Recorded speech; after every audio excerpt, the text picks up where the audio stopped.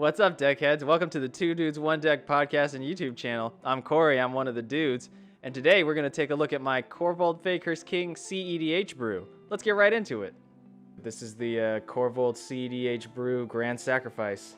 I decided to break the cards up by what they do, their effect, rather than by their type. So let's get right into that. So first up, we're going to have ramp spells. We have some Mana Dorks here, Ignoble Hierarch, Land War Elves, Elvish Mystic, Delighted Halfling, Findhorn Elves, Elves of Deep Shadow, and Birds of Paradise. Alright.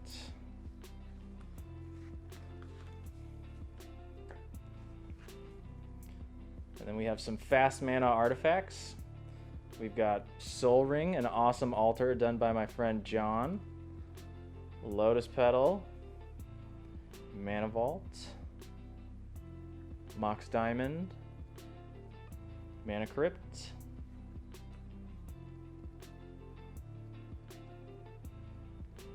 Jeweled Lotus. Super Real. See if I can get these in shot here. Chrome Mox, and Grim Monolith. Also super real.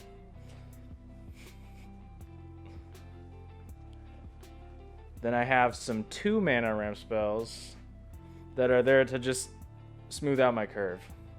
We got Talisman of Indulgence, as well as Talisman of Impulse, and Talisman of Resilience. I like these over the Signets because Signets require another mana to set up, whereas these you can tap them on your own, as well as Arcane Signet, the obvious 2 mana ramp spell.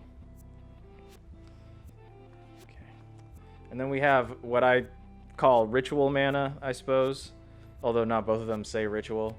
We have the classic Dark Ritual and a Tinderwall.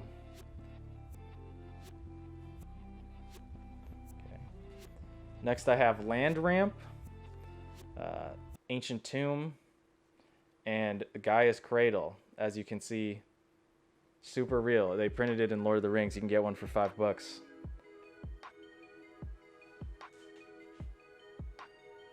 And finally we have Dockside Extortionist, the best ramp spell in the format, and in Korvold, also the best card draw spell. Alright, next up we're going to have the removal package. So first up we're going to have creature removal. I've gone with playing Fatal Push, Sheoldred's Edict, and Claim the Firstborn, which with all these Sac Outlets is essentially a removal spell. These are what I found to handle creatures the best. It looks like I play with some pretty small creatures.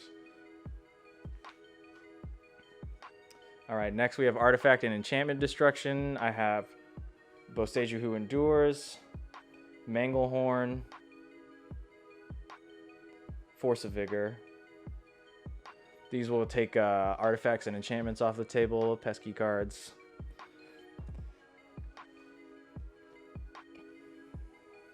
And then we have what I guess is anything removal, an Abrupt Decay, and Assassin's Trophy. So these will just get rid of pretty much anything pesky that's in play. Alright, next up we have a stack interaction. I have a Defense Grid, a Veil of Summer, a Red Elemental Blast, and a Deflecting Swat.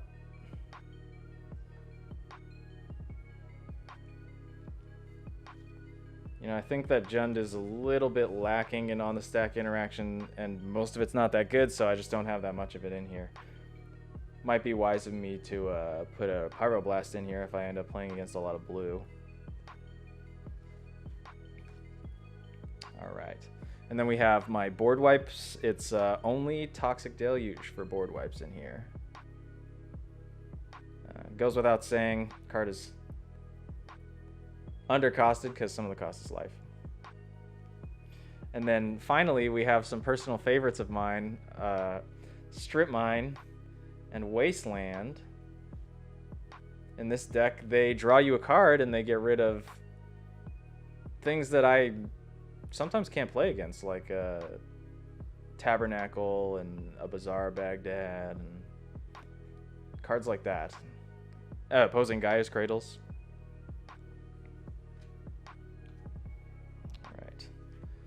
Alright, now we're on to Tutors.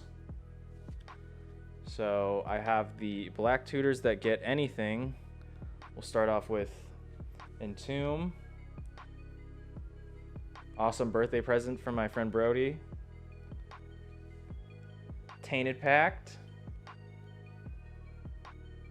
Demonic Tutor. Vampiric Tutor. Imperial Seal.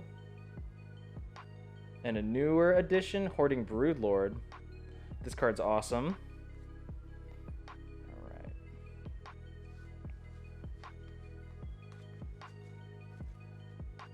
Then we have some green Tutors that mostly get creatures.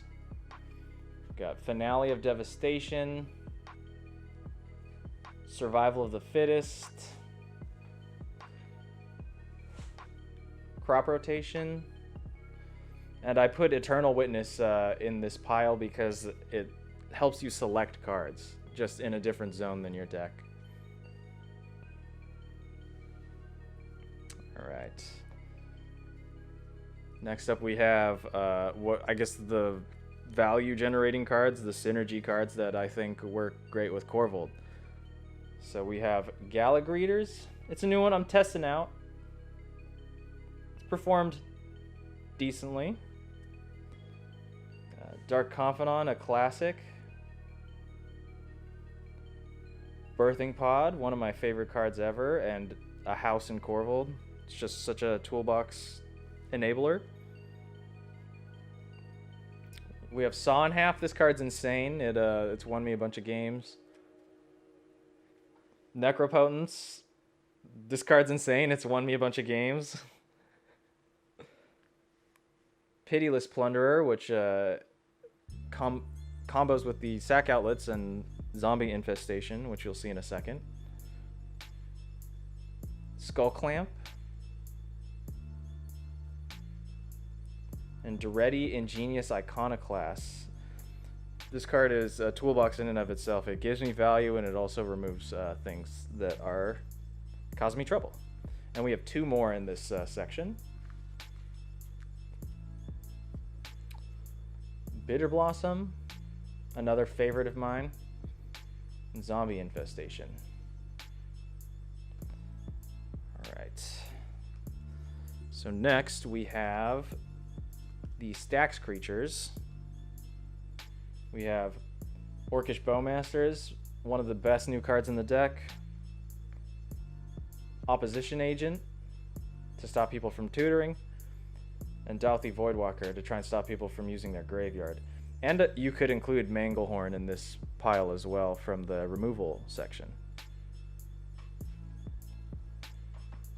Alright, next I just have a couple Reanimator spells. Reanimate and Animate Dead. These are mostly in the deck to go get Dockside or Hoarding Broodlord for my graveyard.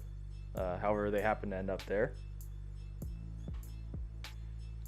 But of course, you can reanimate or animate dead any creature that you need to from yours or your opponent's graveyards. Alright. Next we have Sac Outlets. These help me get my Aristocrat strategy rolling and allow me to get my creatures off the board.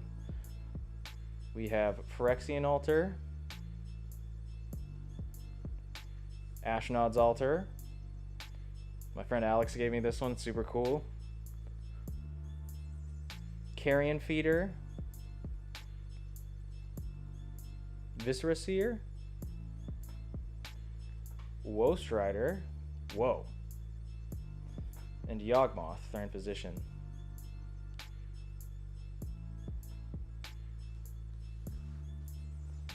Then I have a last small pile here just to show you guys the infinite line that ends 90% of the games that I win.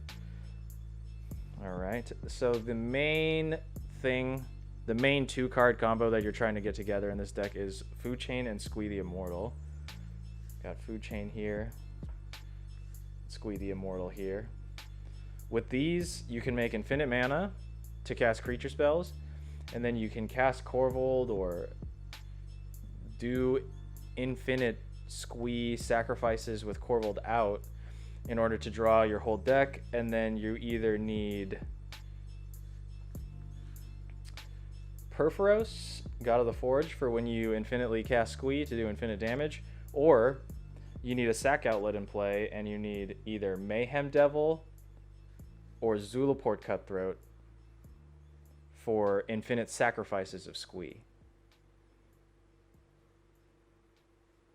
Okay, next we're going to talk about some of the cards and some of their synergies and how they work specifically in this deck. First off, we have Dockside Extortionist. You know him. You either love him or you hate him. In most decks, he's a huge ritual, gives you a bunch of mana, but in this deck, he has a specific synergy with Korvold where the treasures allow you to draw cards. And in this interaction, you're paying -1 mana to draw a card, which is fundamentally breaking the game. Love it. Love to see broken stuff. Next we have Birthing Pod. So in this deck, there's no infinite combo with Birthing Pod like in a Blood Pod list. But some of the fun stuff that I end up doing is I'll Birthing Pod a Dockside into an Eternal Witness, and then the Eternal Witness will get back the Dockside. It also helps me get from my usually pretty expendable 3 costs into my advantage grinding and mid-rangey 4-drops, and my 4-drops often let me grind value much better than whatever your opponent is up to. Alright. Next we have Pitiless Plunderer. Like with Dockside, making treasures in Korvold is very powerful. Pitiless Plunderer adds value into every creature sacrifice with an additional card. So if I'm using a Sac Outlet and Pitiless Plunderer in conjunction, I can make at least 1 mana with the treasure and draw 2 cards. So a 1 mana creature refunds you 1 mana and actually nets you an extra card.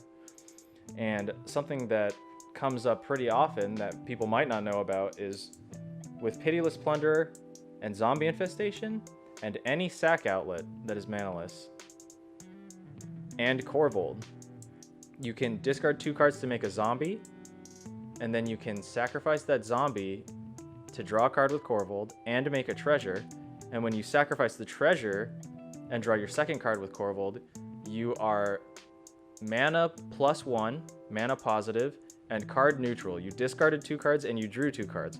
So you can loop this, discard and draw until you have what you need and have mana floating to cast it.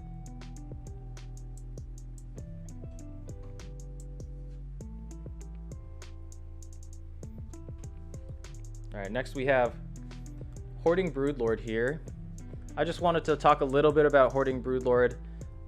This deck was already playing Saw in Half when Hoarding Broodlord came out, and you can get Hoarding Broodlord into play in this deck, go and grab the Saw in Half with Hoarding Broodlord's ability, and then saw Hoarding Broodlord in half, make 2 Hoarding Broodlords, and those 2 Hoarding Broodlords usually go and get Squee and Food Chain, which is a quick way to 1-card combo with Hoarding Broodlord. Alright, and lastly, I just wanted to show you guys the 4 Proxies. These are cards that are in the deck that I don't have, and besides one of them, I'm not really willing to buy them either. We have Jeweled Lotus, Guy's Cradle, Grim Monolith, and Survival of the Fittest. I'd say Jeweled Lotus is likely to be cheap enough for me to want to acquire, especially since it just got reprinted in Commander Legends. And then we have Gaia's Cradle, Grim Monolith, and Survival of the Fittest, which are too expensive for me to want to get into right now. However, Survival of the Fittest might eventually be a 1 ring, which is cheaper. It's cheaper than Survival. So we would go down to 3 proxies or maybe 2 eventually, which would be cool. All right, everyone. Well, thanks for checking out the deck. If you want to see the full list, the mana base, which is a pretty generic CEDH 3-color mana base, you can check out the link to the Moxfield deck list in the description. And with that, I'll bid you adieu. Stay decked up.